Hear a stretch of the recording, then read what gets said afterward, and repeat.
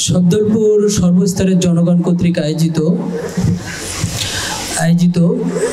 মাদক ও সামাজিক অবক্ষয় রোধে আলোচনা সভা অনুষ্ঠানের সম্মানিত সভাপতি, উপস্থিত প্রধান অতিথি, বিশেষ অতিথি ও সামনে উপবিষ্ট চেয়ারম্যান বৃন্দ, মেম্বার সাহেবগণ ও সকল জনগণ, সবাইকে আন্তরিক অভিনন্দন, শুভেচ্ছা ও সালাম। মাদক এর বিষয়ে কিছু কথা বলতে হয়। একটা গ্রামে একটা পরিবারে যদি 5টা সন্তান থাকে, সেখানে কিন্তু একটা ছেলে যদি কোনোভাবে মাদকাসক্ত হয়ে যায়, সেক্ষেত্রে কিন্তু পুরো ফ্যামিলিটা ধ্বংস হয়ে যায়। পুরো ফ্যামিলি সে প্রথমে মনে করেন মাদক থেকে শুরু করে আস্তে আস্তে ছোটোখাটো চুরি, তারপরে ডাকাতি, এইভাবে কিন্তু সামনের দিকে অগ্রসর হয় এবং পুরো ফ্যামিলিটা কিন্তু ধ্বংসের দ্বার প্রান্তে যেয়ে দাঁড়ায়। আমরা কিন্তু মাঝে মাঝে প্রায় থানায় দেখি যে অনেক বাবা মা, গার্জেন, তারা যে অভিযোগ করছে যে তার ছেলে মাদকাসক্ত হয়ে গেছে এবং তার বাবা মাকে মারতেছে। এটা কিন্তু একটা সামাজিক অবক্ষয়ের সর্বশেষ স্তরে যেয়ে দাঁড়ায়। এমনকি মাদকের জন্য কিন্তু আমরা বিভিন্ন সময়, এক মুরব্বী বলে গেছেন, আমরা পত্রিকায় দেখতেছি বাবা মাকে অনেক সময় নৃশংস মৃত্যুর মুখোমুখি হয়ে দাঁড়াইতে হচ্ছে। এ ব্যাপারে আমাদেরকে আসলে মাদকটাকে সামাজিকভাবে, সামাজিক, রাজনৈতিক এবং পারিবারিকভাবে সবাইকে এগিয়ে আসতে হবে। সবাই মিলে আমরা যদি চেষ্টা করি তাহলে কিন্তু আমরা একটা ভালো ফলাফল পেতে পারি। মাদকের আরও কিছু বিষয় রয়েছে যে আপনারা আসলে আমাদেরকে তালিকা দিতে হবে, আমাদেরকে তথ্য প্রদান করতে হবে।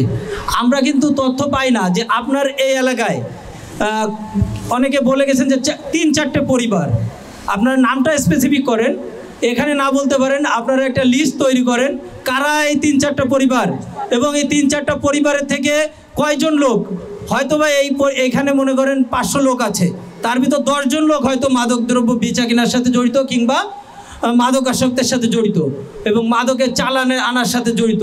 সেই লোকগুলোর মুখোশ উন্মোচন করুন এবং আমাদেরকে তথ্য দিন, নাম দিন এবং লিস্ট দেন, তাহলে আমরা আসলে ব্যবস্থা নিতে পারবো। এ ব্যাপারে আমাদেরকে সহযোগিতা করতে হবে। না করলে তো আমরা আসলে অনেক ওই আমাদের থানা থেকে এটা কিন্তু লাস্ট প্রান্তে। আপনারা যদি আমাদেরকে তথ্য দেন, আমরা সেই তথ্য অনুসারে কাজ করতে পারবো এবং আমরা অচিরে ভালো অভিযান করে ভালো রেজাল্ট, ফলাফল দিতে পারবো আপনাদেরকে। আর অনেক সময় দেখা যায় কি, মাদকের কিন্তু অনেকে আছে মাদক খায়। এই যে 54 ধারার কথা বললেন, অনেকে মাদক, আমরা অভিযান করতে আসলাম, তার কাছে কিন্তু মাদক পাওয়া গেল না, কাছে কিছু পাওয়া গেল না। আবার অনেকে বাড়িতে জমা রেখে 500-600 পিস একসঙ্গে রেখে আস্তে আস্তে খুচরা বিক্রি করে।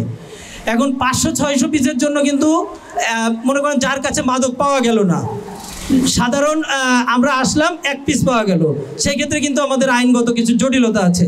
একটা মামলা কিন্তু বাদী হয়ে, মামলা করতে অনেক সময় দেখা যাচ্ছে আপনারাও বাদী হতে চান না, সেই ক্ষেত্রে আমাদের কিন্তু বাদী হতে হয়। সেই ক্ষেত্রে 1 পিস পাওয়া গেলে একটা সরকারের কিন্তু এই মামলা, রাষ্ট্রপক্ষ থেকে মামলা চালাইতে কিন্তু অনেক টাকা খরচ হয়। একটা মামলা লাস্ট পর্যন্ত রেজাল্ট আনতে, তার চার্জশিট, ফাইনাল রিপোর্ট এবং সাজা করাইতে যে আমাদের কিন্তু অনেক বেগ পেতে হয়। সেক্ষেত্রে দেখা যাচ্ছে 1-2 পিস পাইলে আমরা ব্যবস্থা নিতে পারি না। সেক্ষেত্রে আপনারা আমাদেরকে তথ্য দিন, আমরা উপজেলা প্রশাসনের সাথে সমন্বয় করে আমরা দেখা যাচ্ছে মোবাইল কোর্টের মাধ্যমে তাদের সাজা নিশ্চিত করতে পারবো। আর যদি বড় কোনো মজুদ কিংবা চালান আসে, সেক্ষেত্রে আমাদেরকে তথ্য দিন, আমরা নিয়মিত মামলা নিয়ে তাকে তার আইনগত যতটুকু শাস্তির আওতায় আনা যায় সে ব্যাপারে আমরা সজাগ হব এবং আমরা দায়িত্ব নিব। এই ক্ষেত্রে আমাদেরকে কিন্তু তথ্য দিতে হবে এবং এগিয়ে আসতে হবে, আপনাদের মুরব্বী যারা আছেন। এবং আসলে দেখেন, যুব সমাজ কিন্তু এই যে 5 তারিখের যে আন্দোলন, এখানে কিন্তু যুব সমাজের গুরুত্বপূর্ণ ভূমিকা আছে এবং তারা এগিয়ে এসেছে বিধায় কিন্তু আজ আমরা একটা নতুন সমাজ, পুরাতন সমাজকে ভেঙে, 17 বছরের জঞ্জালকে ভেঙে আমরা নতুন সমাজ গঠন করতে পেরেছি। এই ক্ষেত্রেও আপনাদের যুব সমাজের পাশাপাশি আপনাদেরকেও এগিয়ে আসতে হবে, মুরব্বীদেরকেও তাদেরকে সঠিক পথ দেখাইতে হবে, যাতে আমরা কিন্তু এখন অনেক পরিবর্তন, দেশে কিন্তু অনেক পরিবর্তন এসেছে, থানা বলেন, উপজেলা প্রশাসন বলেন, সকল ক্ষেত্রে পরিবর্তনের ছোঁয়া লেগেছে। আর আপনাদের সহযোগিতা পেলে আমরা কিন্তু আরও সামনের দিকে এগিয়ে যেতে পারবো। এজন্য আপনাদের সহযোগিতা আমাদের একান্ত কাম্য। মাদকের পাশাপাশি কিন্তু কিছু সামাজিক অবক্ষয়ের কথা আমাদেরকে বলতেই হয়। ইভটিজিং আছে, বাল্যবিবাহ আছে। আপনারা যারা মুরব্বী আছেন দেখবেন স্কুল কলেজের সামনে অনেক সময় অনেক বাচ্চারা মেয়েরা যখন যায় স্কুলে যায় অনেক সময় অনেক হ্যারাসমেন্টের শিকার হয়। বকাটে ছেলেপেলে অনেক সময় দাঁড়ায় থাকে মাঝখানে এবং তাদেরকে বিভিন্ন অঙ্গভঙ্গি করে। এ ব্যাপারেও আপনারা আমাদেরকে সহযোগিতা দেবেন, তথ্য দেবেন, সহযোগিতা করবেন, তাহলে আমরা এগুলো মোবাইল কোর্টের আওতায় এনে তাদেরকে শাস্তির আওতায় আনতে পারবো।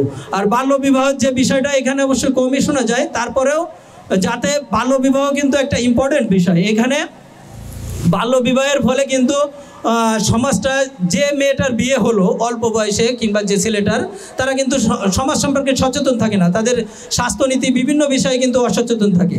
সেক্ষেত্রে আপনারা আমাদেরকে তথ্য দিবেন। উপজেলা প্রশাসন আছে, আমাদের থানার অফিসার ইনচার্জ ওসি স্যার আছে, তাদেরকে আপনারা ফোন দিয়ে জানাবেন যে স্যার এই ঘটনা, তাহলে আমরা অবশ্যই আইনগতভাবে সহায়তা করতে পারবো আপনাদেরকে। সর্বোপরি এই সুন্দর একটা অনুষ্ঠান আয়োজন করার জন্য যারা অনুষ্ঠান আয়োজক কমিটিকে আমি ধন্যবাদ জানাচ্ছি। সাথে সাথে সবাইকে আন্তরিক অভিনন্দন ও শুভেচ্ছা জানিয়ে আমার বক্তব্য এখানেই শেষ করছি। ধন্যবাদ সবাইকে।